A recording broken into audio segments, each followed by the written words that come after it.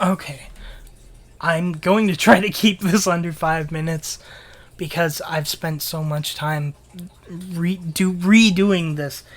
I'm going to touch on two things here. The brand new Boba Fett that was revealed for the Black Series sucks. It is terrible. If you like it, good for you. But whatever, dude. I'm so tired of just hearing the same old tired expression of just like, if you don't like it, don't buy it. I like it. I'm gonna have it displayed and blah blah blah. Whatever. I don't care. If you're just gonna say that, don't comment on this video. Good for you that you enjoy it. I'm glad at least someone is gonna enjoy it. But you cannot tell me that you would enjoy this figure less if it was on the brand new Return of the Jedi Boba Fett body mold. There is no comparison when it comes to the difference in not only quality but just fun factor with those figures. One is an extremely outdated, because it was outdated when it was first released, clunky figure, and then the other is a really fun, well articulated figure. Even though it has single jointed elbows and knees, it's still really well articulated. Yeah, it has a couple problems, like I just said, the knees and the elbows, but I mean, most Black Series collectors don't really care about that. As someone that really likes posing their figures, I care about it, but I know most Black Series collectors don't really care too much about it. Anyways, what is the reason for having that on the Empire Strikes Back body mold? If the reason is that it's more time period accurate, then how do you explain the vintage collection using the brand new Return of the Jedi Boba Fett for the vintage collection? It doesn't make sense. You don't get to use a really crappy figure on one line, and then a figure that was just released this year in another line, because it shows that you either, if it's about accuracy's sake, this is hypotheticals, if it's for accuracy's sake, and they use the Empire Strikes Back Boba Fett because it has a holster and it's more time accurate, then it just shows they don't care about the vintage collection. Because, oh, yeah, it doesn't have to be accurate, just slap some paint on the new one and release it. But if it's the other way around, and they used the brand new vintage collection Return of the Jedi Boba Fett because it's a new figure and people liked it, then it shows they don't care about the Black Series at all. Because, just throw paint on the old one. Who cares? They'll buy it anyway. Because that's the mentality they very clearly have. Is just slap some paint on it. They'll buy it anyway. Those suckers will buy anything. And it's sad, but that's the truth. Because so many people just blindly buy all these Star Wars figures because they have the Star Wars logo slapped on them. They don't give a crap about the quality. It's just Star Wars. Oh, gimme, gimme, gimme.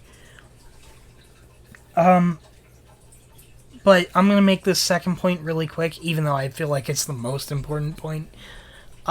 Because I'm coming up on 5 minutes here. I'm probably gonna go for 5 minutes. Anyways, why do they keep making new molds and then immediately backpedaling?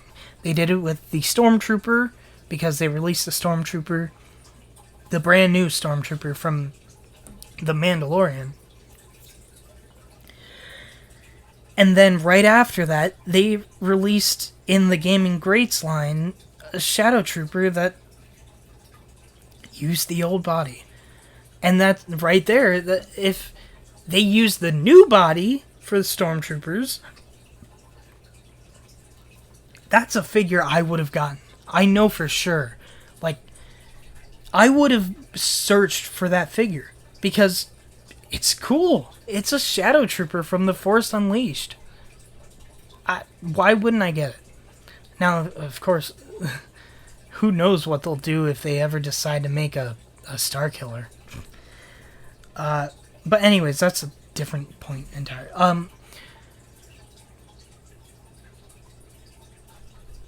They did it with Stormtrooper. They went back to the old body mold. And then they did it with the Clone Trooper. 2 releases, and then, boom, back to the old legs, which is the worst part of that old figure, because you can't stand them up. But that's the worst part of that figure. And they put it on the Elite Squad Trooper, which... that figure has many problems, but those legs are the biggest problem. So it doesn't make sense to me why they make molds that are very clearly, like, people put very hard work into creating those. All of the articulation points and all of the sculpt, people spent a lot of time doing that. And then to just go back to the old stuff, why? Because it seems like that's what they just did with Boba Fett. But the problem is, no one complained about the new Boba Fett. At least not that I know of. So, I don't know, man. I want to, like, have a conversation with the people in charge of Star Wars with Hasbro.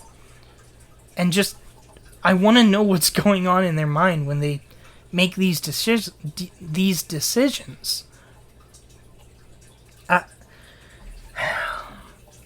I'm gonna stop it there because I'll end up going on a tangent.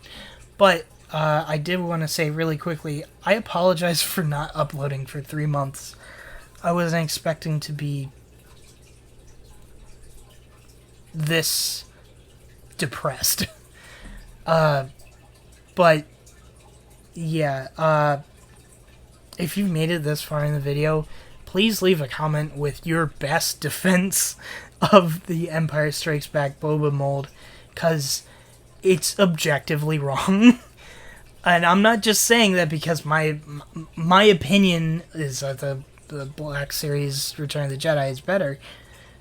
It is objectively wrong to think that the Empire Strikes Back is a better figure or just more accurate, because there's no accuracy with that Boba Fett. Whatever, I'm going on for too long. Leave a like, comment, subscribe if you want to. I don't care. Bye.